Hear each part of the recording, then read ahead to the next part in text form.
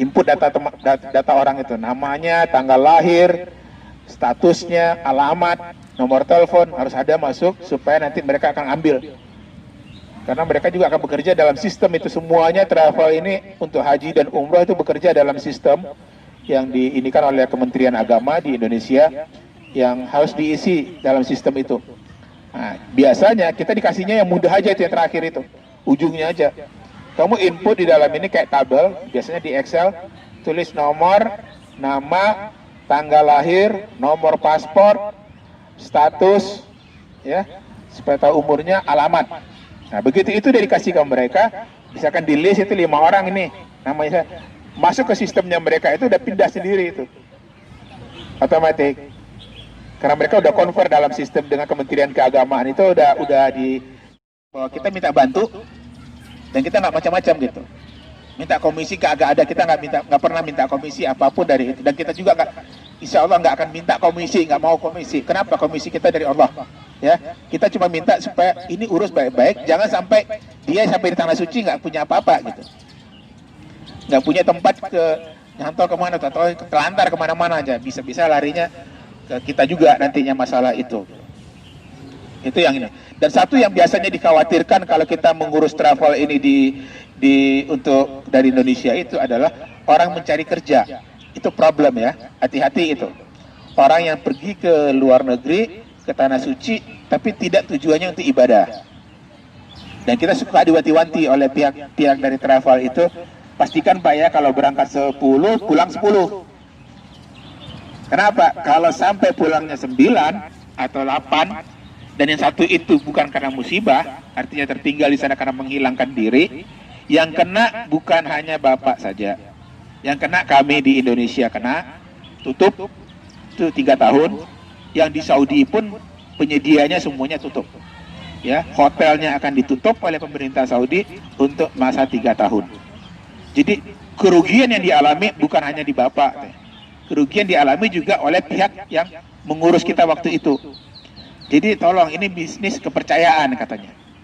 Itu yang saya rasakan pada waktu itu. Jadi kita dipercaya, tolong amanah.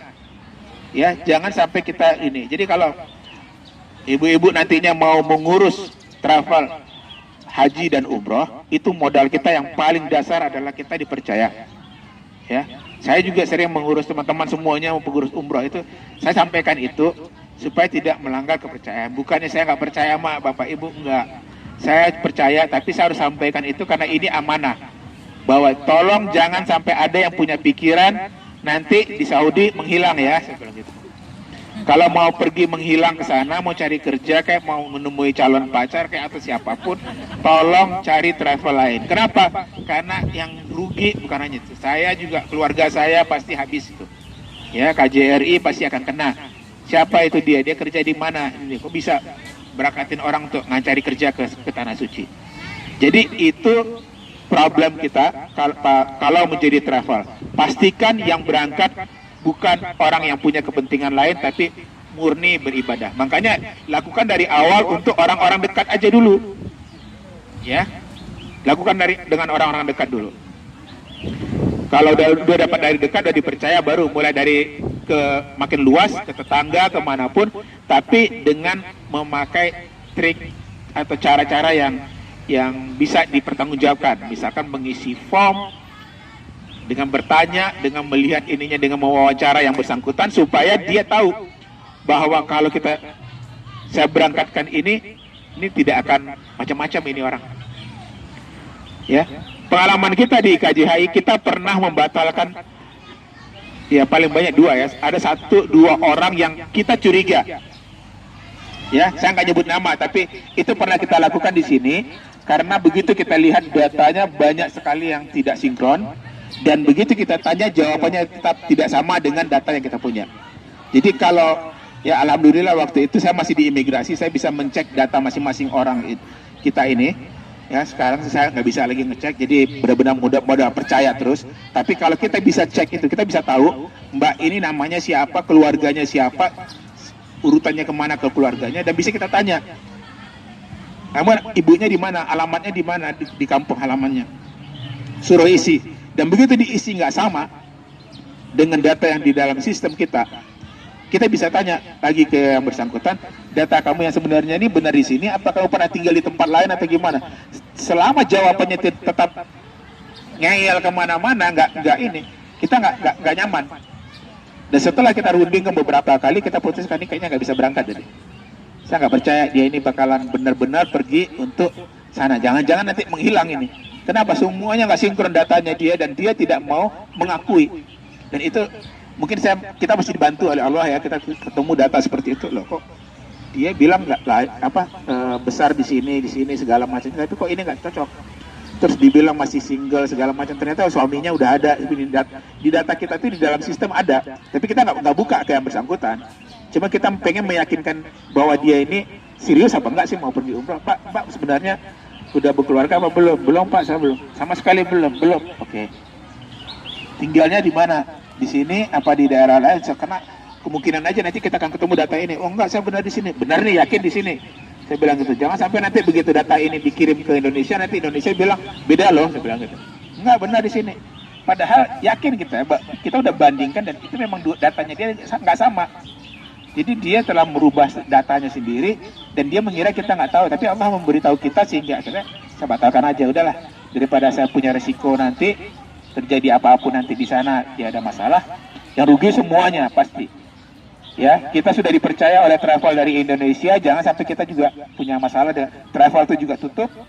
Berapa pegawainya dia dapat masalah dari pemerintah Departemen Agama, berapa hotel itu juga akan rugi. Banyak sekali pikiran waktu itu, ya sudah ini skip aja, kita cari alasan supaya dia tidak kita masukkan.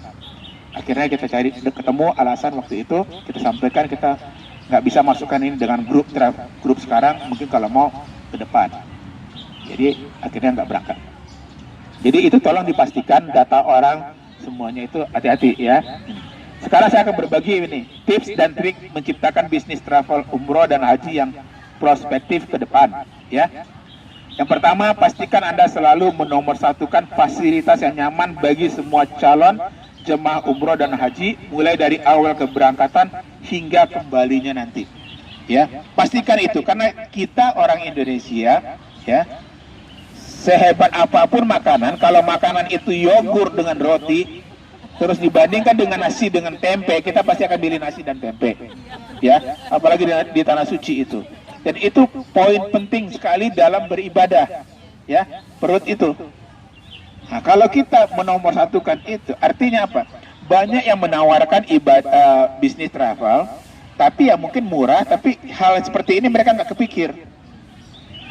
Makan mah gampang nanti gini-gini. Memang gampang, tapi kalau untuk orang yang seperti kita, ya seperti Mbak semua, yang sudah biasa menyesuaikan diri di tempat yang baru, gampang ya sudahlah. Kalau saya dikasih majikan saya makan roti aja bisa, kenapa makan yogurt roti itu saya nggak bisa? Pasti bisa lah, saya suka juga gitu.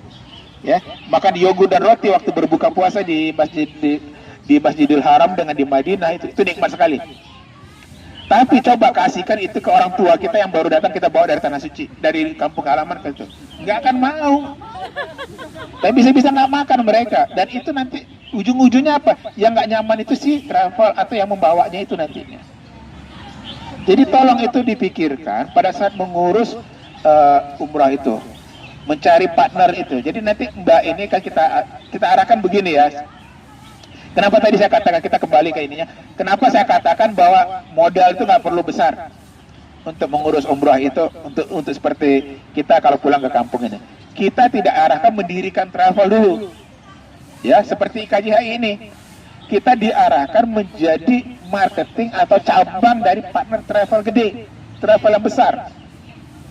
Ya, oh gimana cara mencari travel yang besar itu yang bagus itu? Gampang. Ya, paling enggak ada Hajj Foundation, kita tanya sini aja, mana nih travel yang bagus yang besar, yang udah kita percaya, ya kita berpartner lah, ya kan? Dengan Hajj Foundation aja tahu, oh nih cari ke sini bersama-sama. Nanti tinggal caranya gimana? Ya, teknis yang paling gampang nih, cari aja keluarga atau family atau tetangga yang terdekat, ada 4-5 orang yang mau pergi umrah, pakai nama mbaknya sendiri, udah kita daftarkan. Nanti kita hitung, kita sampaikan ke travel itu, tolong ini yang ininya, yang mendaftarkannya, tolong komisinya ke situ. Kalau di Indonesia ada tuh mereka cara ngitung, dan itu memang tidak melanggar hukum, ada aturannya. Ya. Jadi tinggal daftarkan itu, kita ambil uang dari mereka, kita daftarkan, tapi kita tidak memasukkan ke travel yang kita nggak kenal, travel besarnya itu. Jadi kita jadi marketingnya dulu, tapi bukannya nggak dapat apa-apa. Ya, kalau nilai jumlahnya nanti, kalau terutama di Indonesia itu kalau nggak salah itu 15 sampai 20, itu bisa ngikut itu yang bersangkutan. Dari airline-nya ada paket seperti itu. 10-1, Pak. Jadi untuk mendampingi jamaahnya 10-1. Iya, 21. 10-1. Oh enggak, 10-1 itu dulu. Sekarang sudah dapatin 10-1. Saya tanya ke travel yang di ini tuh di map ada yang 15 Pak siapa Pak? Apa lagi? Bukan, yang suka posting. Pak bukan. Pak Nurdin.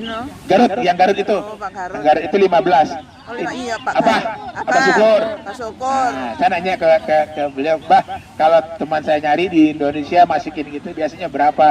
15.1 katanya dia. Oh, betul. Nah, tapi kalau di Pak Nurdin nggak ada. Pak Nurdin nggak ada, tapi dia tidak meinikan kita. Itu bukan nggak ada ke ini ya. Bukan nggak ada kalau nanti buka di Indonesia, nggak. Ke Hajj Foundation nggak ada. Karena apa? Karena tiketnya kita ngurus sendiri. Itu yang mengasih itu katanya tiket. Kalau biaya di sana mereka bisa free kan untuk satu orang itu, tapi tiket dia nggak bisa. Sementara tiket ini kan komponen cukup mahal ini. Tiket ini kalau dari sini sekitar 7.000 sampai 8.500.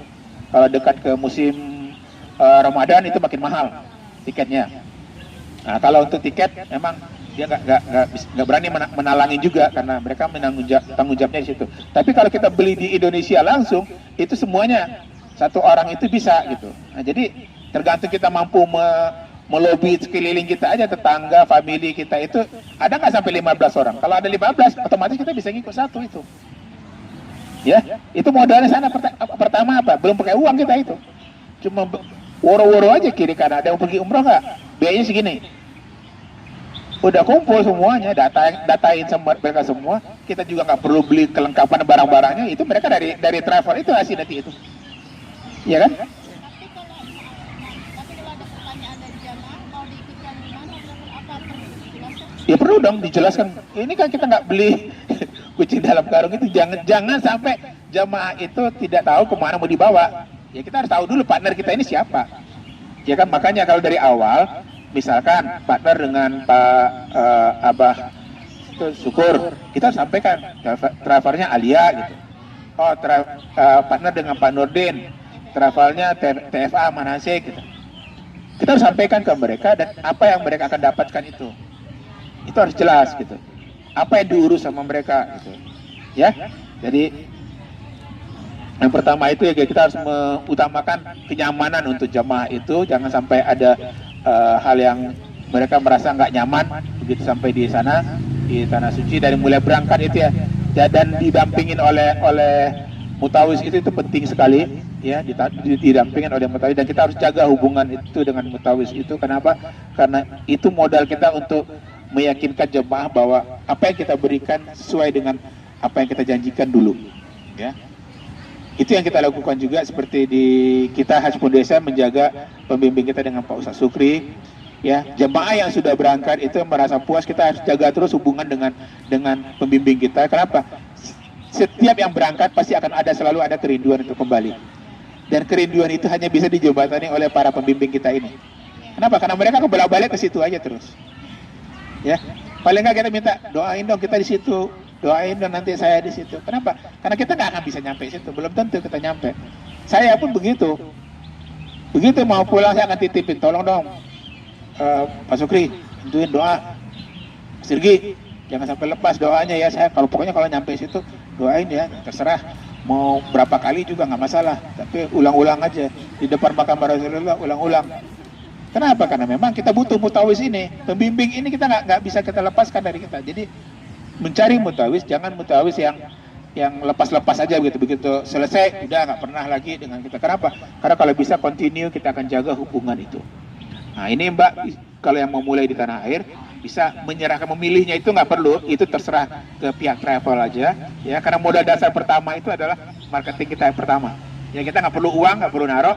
Oh saya cuma perlu mencari orang yang mau pergi umroh terus mengkonekkannya dia ke travel yang besar yang sudah dipercaya. Nah ini yang harus hati-hati, tapi hati-hatinya pun tidak dalam arti mengerikan sekali ya, artinya oh saya cari aja nanti di kampung halaman saya di Ponorogo siapa itu, silakan kalau ada keluarga yang besar yang merekomendasikan ya. Tapi ingat resikonya nanti kita kalau terjadi apa-apa memang itu resiko kita ya kan. Itu sebuah resiko yang seperti kita di sini lah, kita berpartner dengan TFA Manasya gitu. Kalau nanti nggak berangkat gimana ya, itu emang resiko di kita. Tapi selama kita percaya dengan yang bersangkutan dan yang bersangkutan juga percaya dengan kita ya, kenapa enggak? Yakin kita berangkat. Kalaupun gagal mungkin bukan karena keinginan dia, memang ada sistem yang pada waktu itu memang macet. Seperti sekarang kita nggak bisa berangkatkan umroh. Kenapa? Bukan karena travel yang nggak mau berangkatkan, karena memang ditutup di sana, nggak bisa. Jadi ada sistem yang memang menghambat kita nggak berangkat. Itu bukan salahnya si travel. Jadi kalau bisa mencari itu di kampung halamannya nanti, cari ya. Travel-travel besar banyak kok di misalkan di daerah masing-masing ya, di Blitar, di Malang bisa ya. Oh tapi kalau berkonek dengan Hasponesia gimana? Saya rasa juga alhamdulillah kalau itu seperti itu. Bisa aja kita gabung lagi bersama-sama kita untuk mengurus ini ya.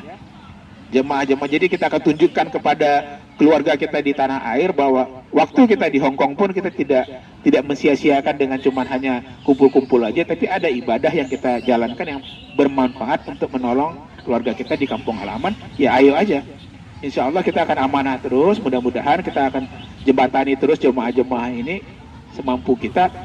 Silakan gabung dengan kita. Oh pakai travel ini, tapi tidak connect berangkatnya tidak harus ke Hong Kong lagi, enggak. Karena induknya itu kan adanya di Saudi dengan di Jakarta, di Bandung. Ya, kita akan konekkan dengan di situ supaya langsung ke situ nantinya mengurusnya, dokumen dikirimnya nggak usah ke Hong Kong lagi kan, dokumen kirim ke Jakarta gitu. Mereka ada jaringannya, mereka jaringannya besar, sangat besar itu. Ya seluruh Indonesia dia bisa urus. Malah mereka bisa jemput bola gitu. Kalaupun paspornya nggak bisa diantar, saya jemput aja sih ke kota itu. Bisa mereka lakukan itu. Ada orang yang bisa melakukan itu ya karena mereka mampu untuk itu. Yang penting kita ada orang yang mau pergi bisa bayar dengan angka yang kita sebutkan itu dengan travel. Jadi kalau dari Indonesia itu travelnya berapa itu silakan. Oh bayar segini, dapatnya apa? Dapatnya ini. Setelah jelas baru sampaikan ke jamaah. Kalau masih belum jelas jangan info ke jamaah. Kenapa? Oh saya nggak tahu, itu tergantung travel nanti. Enggak, jamaah akan berurusan dengan kita. Ya, itu yang bikin kita kadang-kadang agak ini bahwa saya nggak tahu, itu tergantung itu, nggak bisa juga gitu. Nah makanya kita juga akan kebagian mumat nantinya sedikit di situ. Kalau terjadi apa-apa kita harus jadi jembatan buat mereka. Jangan jemaah itu sampai nggak tahu ya. Kemudian memilih armada juga udah jarang itu dilakukan sekarang ini. Kalau udah di Indonesia ya, untuk kita di Hong Kong ini armada airline yang mau kita pakai itu juga sebenarnya pengaruhnya besar untuk meyakinkan jemaah berangkat ya. Seperti kita pernah mengalami jemaah berangkat, tapi bukan ininya kita ya. Haji dulu pernah berangkat dengan pesawat Sri Lanka kalau saya nggak salah ya, Sri Lanka Airlines. Itu jemaah sempat ada yang komplain, tapi bukan kita yang milih airline itu. Mereka komplain mengatakan bahwa untuk minum pun mereka minta tanpa ada petugas pramugari yang keliling untuk ininya. Jadi saya mendengar itu juga agak sedih gitu. Jadi jemaah ini pergi ibadah haji ya mungkin dia tidak mengharap terlalu mewah, oke lah gitu ya. Begitu dipilihkan, oh pesawatnya dengan harga segini, kata travel itu kamu dapat pesawat ini, nanti itu tinggal di sini sekian lama. Terus jemaah itu pasti ngikut aja, yang penting pergi haji, ya kan? Biasanya kan orang berpikir begitu. Tapi kalau sebagai institusi yang orang travel yang menjalankan itu, kayak kita organisasi yang mengelola travel itu, harusnya kita jangan sampai seperti itu memilih travelnya itu. Kalau bisa pilih yang benar-benar ya, kalau bisa melayani mereka dengan sebaik-baiknya, dengan harga yang kita berikan, cari yang terbaik airline-nya gitu. Bisa dapat yang paling bagus, alhamdulillah. Tapi kalau enggak, jangan sampai jelek-jelek amat gitu. Kalau punya pengalaman seperti itu, jangan ulangi. Artinya punya pengalaman travel yang satu ini enggak memuaskan gitu, jangan ambil lagi ke depan gitu. Kenapa? Kalau udah komplain terus nanti kita pakai lagi airline itu, ini yang tidak nyaman kemarin ini akan berbunyi. Iya. Itu udah bukan rahasia lagi. Jadi, kamu naik apa nanti berangkatnya? Naik ini. Aduh, janganlah. Itu mah kemarin saya begini. Begitu disampaikan begitu, yang nggak nyaman itu kita, yang pengurus mereka itu, seolah-olah kita menjerumuskan mereka gitu. Nah, jadi pintar-pintar untuk mencari airline gini, armada yang kita gunakan, bukan hanya airline, di Saudi Arabia juga akan seperti itu, ya, mencari busnya itu siapa, jangan sampai bus yang kita udah nunggu berapa lama tetap aja masih belum berangkat. Yang untuk pergi haji biasanya tahu itu, menunggu itu nggak kira-kira. Ya, siapa yang udah pergi berjam-jam itu 3 sampai 5 jam, 6 jam itu nggak berangkat, itu biasa. Pokoknya standby di barang-barang kita di bawah hotel jam 10 pagi, atau berangkatnya itu nanti jam 7 malam, itu jam 8 malam gitu. Nah iya, kita udah nggak bisa apa-apa. Kadang-kadang kita udah tahu ada mau pulang ke Indonesia aja, ke Jeddah, naik bus itu kita disuruh standby jam berapa, tapi berangkatnya itu jam berapa gitu. Padahal kita udah tahu padahal masih bisa pada saat sholat zuhurnya kita masih bisa lagi datang ke haram untuk sholat lagi, tapi udah nggak boleh lagi karena kita udah tahu kita nggak boleh lagi kita sholat di hotel. Nah, yang begitu mencari armada ini itu memang harus hati-hati ya partner gini. Dan kalau kita waktu mendaftarkan ke pihak travel di Indonesia, kita bisa ngomong ini nanti tolong dong ininya jangan sampai punya masalah gitu. Itu partner kita, itu kita bisa percaya. Biasanya dari cerita pengalaman yang pulang dari sana, itu kita tahu travel ini bonafide apa enggak gitu. Bisa dipercaya dia apa enggak gitu. Ya. Kemudian persiapan kunci memulai bisnis travel ya. Pertama mencari partner itu harus yang amanah ya. Kemudian menyiapkan modal usaha, menyiapkan tempat usaha. Kalau mau perlu kantornya itu yang kecil aja, yang representatif boleh, mau pasang plat juga silakan, pakai nama apa aja silakan, tapi kita merujuk berpartner dengan siapa harus disampaikan, jangan disembunyikan. Kemudian menyiapkan SOP pelayanan untuk jemaah, ini penting ya, pintar-pintar menyiapkan aturannya itu. Jadi pendaftaran kapan, bayar uang mukanya berapa, harus dijelaskan kapan, kenapa harus bayar segini. Ya kadang-kadang tuh memang ada aturannya 10%, tapi tidak semuanya harus 10%. Ada yang memang seperti airline itu minta uang muka 25%, dan Saudi juga minta uang muka 10%. Kalau digabung nanti itu bisa-bisa udah 30% dari biaya. Nah, sampaikan ke jamaah, saya minta uang 30%, tapi ini bukan untuk kita, karena kita sebenarnya di organisasi kita nggak perlu biaya, tapi ini kita harus store ke sini 20%, 25%, 10% saya harus storekan ke sini supaya sebagai jaminan, karena mereka katanya booking hotel. Nah kalau kita menyampaikan SOP-nya itu dengan jelas, aturan mainnya itu jelas, insya Allah tidak akan ada masalah buat jamaah, karena toh mereka juga akan bayar nanti ya ininya. Nah tapi kalau ringan, misalkan nggak terlalu besar biaya dari hotel penginapan dan airline itu, atau biaya dari si induk travelnya ini cuma 10% aja, udah nggak ada masalah ya, sampaikan aja 10%, silakan gitu ya. Yang penting Mbak nggak menyembunyikan seolah-olah Mbak butuh biaya besar padahal tidak ada biaya seperti itu gitu. Itu yang kita katakan bahwa SOP-nya Standard Operational Procedure itu. Kalau SOP itu panjangnya apa? Standard Operational Procedure. Jadi prosedur operasional standarnya apa? Bayar dulu segini, nanti tanggal segini kamu bayar lagi uang muka segini, tanggal segini kumpulkan dokumen, siapkan fotonya tanggal segini, kamu harus store ke saya fotokopi ini, kasih di satu lembar itu aja kita kasih ke dia. Biasanya kita kasih satu lembar persyaratan, satu lembar formulir. Nah kita kasih 2 itu, baca aja ini, tertarik silakan datang. Nah di formulir itu ketahuan itu, oh saya harus umur saya segini, saya harus punya paspor segini, saya harus punya ini. Itu harus kita sampaikan dengan jelas sebelum mereka mendaftar itu. Ya.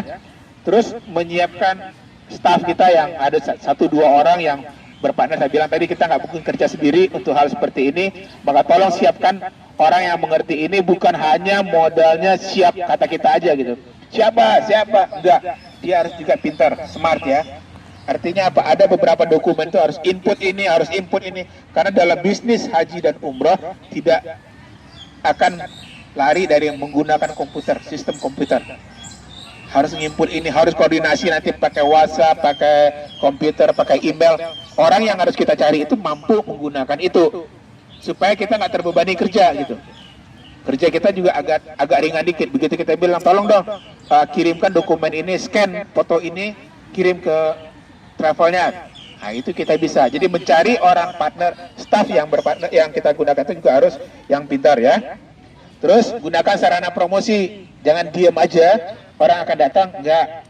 Entah itu pasang banner, spanduk depan rumah, atau woro-woro di acara kelurahan, atau di masjid, atau juga kalau perlu pakai grup WhatsAppan dibuat di kelurahan kita itu grup WhatsApp yang arisan atau WhatsApp yang alumni. Silakan gunakan itu untuk menjaring orang gitu teman-teman itu bahwa kita ada bisa membantu mereka untuk melaksanakan umroh.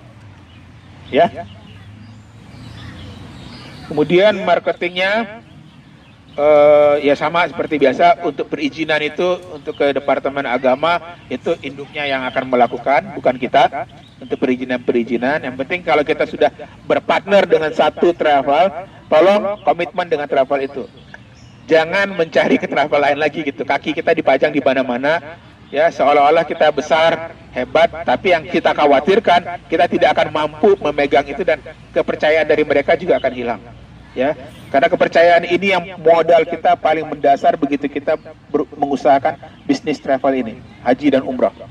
Kalau mereka udah percaya, dia akan bercerita kepada keluarga, kepada temannya bahwa kamu kalau umrah ke situ aja, enak, yakin berangkat, yakin nyaman di situ, kamu tidak akan dimacam-macamin, tidak akan dapat masalah, tidak akan tertipu, ya. Itu insya Allah akan menghasilkan lah. Kalau menurut saya ke depan itu pasti Mbak nggak akan rugi kalau udah dapat kepercayaan seperti itu. Oke? Sampai di sini ada yang bertanya?